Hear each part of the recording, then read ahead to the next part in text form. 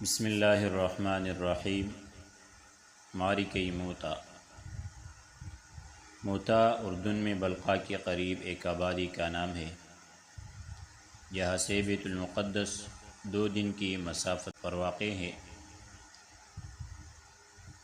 زیر بحث معرکہ یہی پیش آیا تھا۔ یہ سب سے بڑا خونریز معرکہ تھا جو مسلمانوں کو رسول اللہ صلی اللہ علیہ وسلم کی حیات مبارکہ میں پیش آیا، اور یہی معرکہ عیسائی ممالک کے فتوحات کا پیش خیمہ ثابت ہوا۔ اس کا زمانِ وقوع جمادی الاولیٰ 8 ہجری مطابق اگست یا ستمبر 629 عیسوی ہے۔ اس معرکے کا سبب یہ ہے کہ رسول اللہ صلی اللہ علیہ وسلم نے حارث بن عمیر ازدی رضی اللہ عنہ کو اپنا خط دے کر حاکم بصرہ کے پاس روانہ کیا۔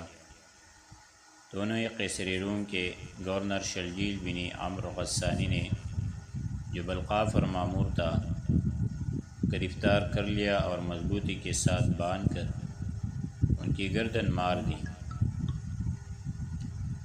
یاد رہے کہ سفیروں اور قاصدوں کا قتل نہایت بدترین جرم تھا، جو اعلانی جنگ کے برابر بلکہ اس سے بھی بڑھ کر سمجھا جاتا تھا۔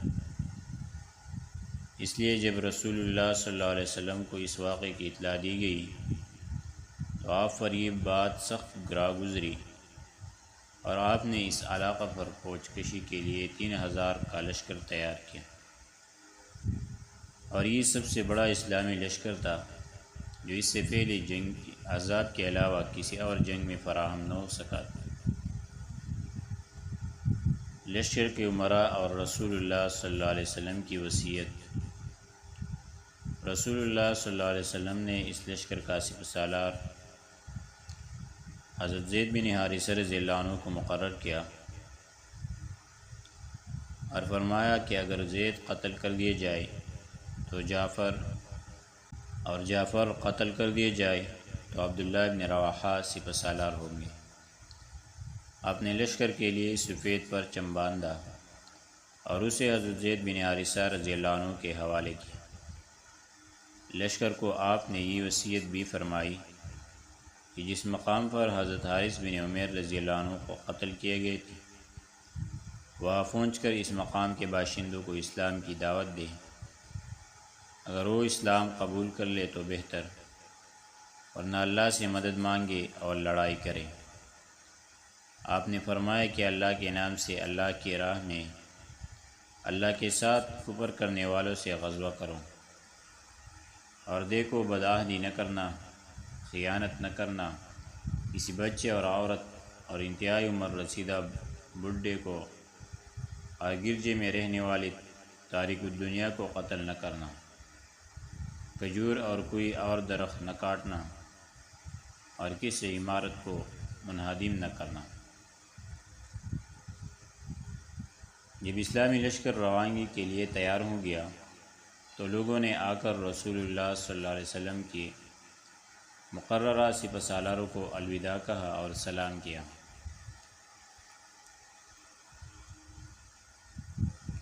اسی وقت ایک سپہ سالار حضرت عبداللہ بن رواحہ رضی اللہ عنہ رونے لگے۔ لوگوں نے کہا، آپ کیوں رو رہے ہیں؟ انہوں نے کہا، دیکھو خدا کی قسم، دنیا کی محبت یا تمہارے ساتھ میرا تعلق خاطر نہیں ہے، بلکہ میں نے رسول اللہ صلی اللہ علیہ وسلم کو کتاب اللہ کی ایک آیت پڑھتے ہوئے سنا ہے جس میں جہنم کا ذکر ہے۔ آیت یہ ہے، وَإِن مِّنكُمْ إِلَّا وَارِدُهَا كَانَ عَلَىٰ رَبِّكَ حَتْمًا مَّقْضِيًّا۔ تم میں سے ہر شخص جہنم پر وارد ہونے والا ہے، یہ تمہارے رب پر ایک لازمی اور فیصلہ کی ہوئی بات ہے۔ میں نہیں جانتا کہ جہنم پر وارد ہونے کے بعد کیسے پلٹ سکوں گا۔ مسلمان نے کہا، اللہ سلامتی کے ساتھ آپ لوگوں کا ساتھی ہوں، آپ کی طرف سے دفاع کرے اور آپ کو ہماری طرف نیکی اور غنیمت کے ساتھ واپس لائے۔ حضرت عبداللہ بن رواحہ نے کہا، لیکن میں رحمان سے مغفرت کا اور استغفار شکن غزفاش تلوار کی کاٹ کا یا کسی نیز باز کے آنتوں اور جگر کے فار اتر جانے والے نیزے کی ضرب کا سوال کرتا ہوں، تاکہ جب لوگ میرے قبر پر گزرے تو کہے ہائے او غازی جسے اللہ نے ہدایت دی اور جو ہدایت یافتہ رہا۔ اس کے بعد لشکر روانہ ہوا۔ رسول اللہ صلی اللہ علیہ وسلم اس کی مشائیت کرتے ہوئے ثنیۃ الوداع تک تشریف لے گئے اور وہیں سے اسے الوداع کہا۔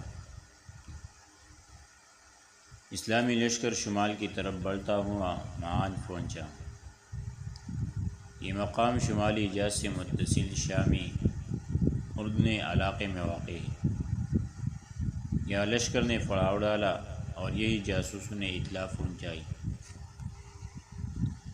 کہ ہرقل قیصر روم بلقاء کے علاقے میں آپ کے مقام پر 1,00,000 رومیوں کا لشکر لے کر خیمہ زن ہے، اور اس کے جھنڈے تلے لخم و جذام، القین و بہرا اور بلی قبائل عرب کے مزید 1,00,000 افراد بھی جمع ہو گئے۔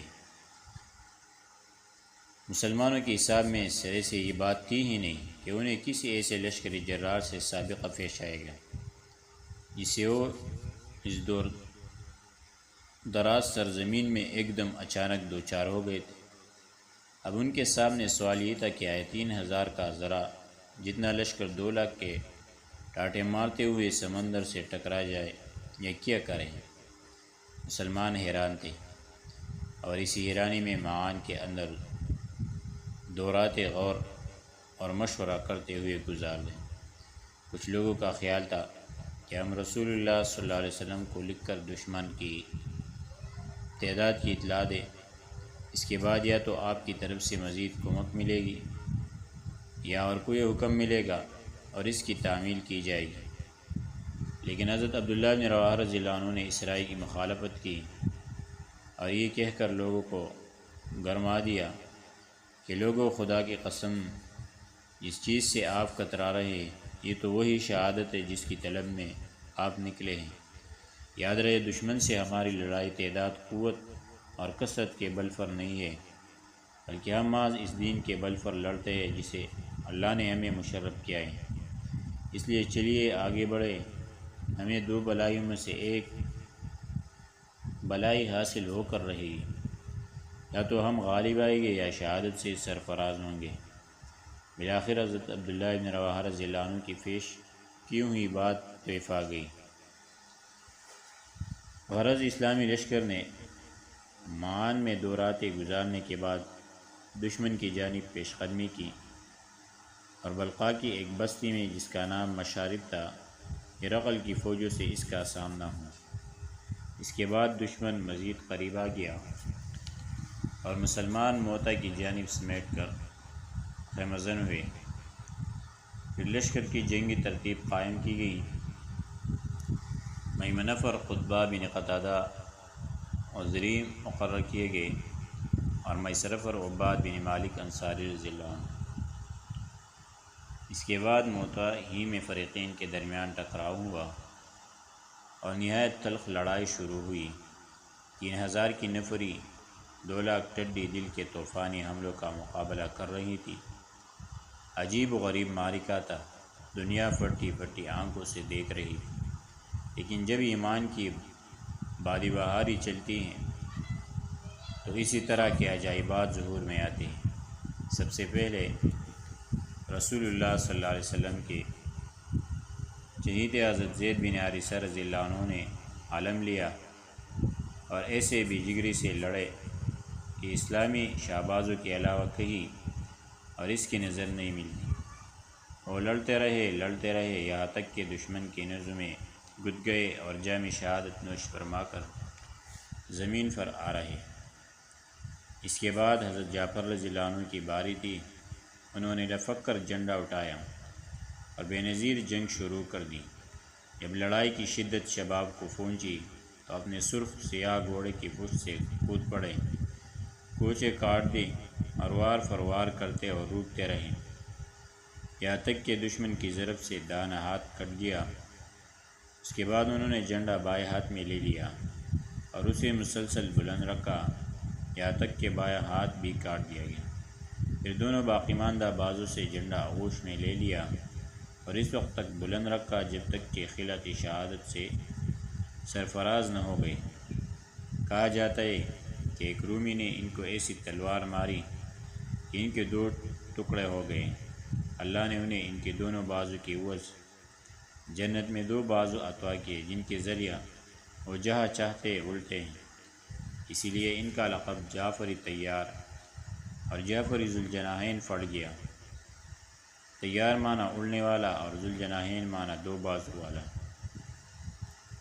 امام بخاری نے نافع کے واسطے سے ابن عمر رضی اللہ عنہ کا یہ بیان روایت کیا ہے کہ میں نے جنگ موتا کے روز حضرت جعفر کے پاس جبکہ وہ شہید ہو چکے تھے کھڑے ہو کر ان کے جسم پر نیزے اور تلوار کے 50 زخم شمار کیے، ان میں سے کوئی بھی زخم پیچھے نہیں لگا تھا۔ ایک دوسری روایت میں ابن عمر رضی اللہ عنہ کا یہ بیان ہے، اس طرح مروی ہے کہ میں بھی اس غزوے میں مسلمانوں کے ساتھ تھا۔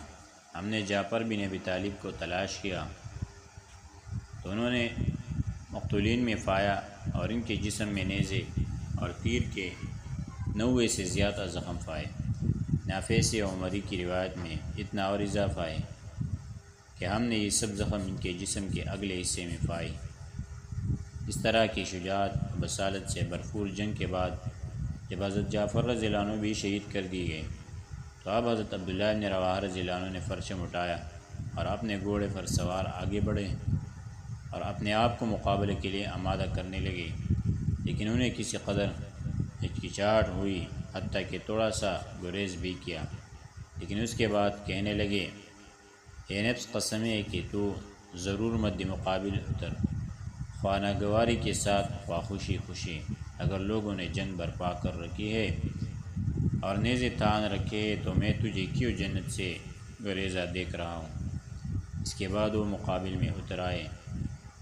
اتنے میں ان کا چچیرا بھائی ایک گوشت لگی ہوئی ہڈی لے آیا اور بولا، اس کے ذریعے اپنی پیٹھ مضبوط کر لو کیونکہ ان دنوں تمہیں سخت حالات سے دوچار ہونا پڑا ہے۔ انہوں نے ہڈی لے کر ایک بار نوچی، پھر پھینک کر تلوار تام لی اور آگے بڑھ کر لڑتے لڑتے شہید ہو گئے۔ اس موقع پر قبیلے بنو عجلان کے ثابت بن ارقم نامی ایک صحابی نے لپک کر جھنڈا اٹھا لیا اور فرمایا، مسلمانوں، اپنے کسی آدمی کو سپہ سالار بنا لو۔ صحابہ نے کہا، آپ ہی یہ کام انجام دیں۔ انہوں نے کہا، میں یہ کام نہیں کر سکوں گا۔ اس کے بعد صحابہ نے حضرت خالد بن ولید کو منتخب کیا اور انہوں نے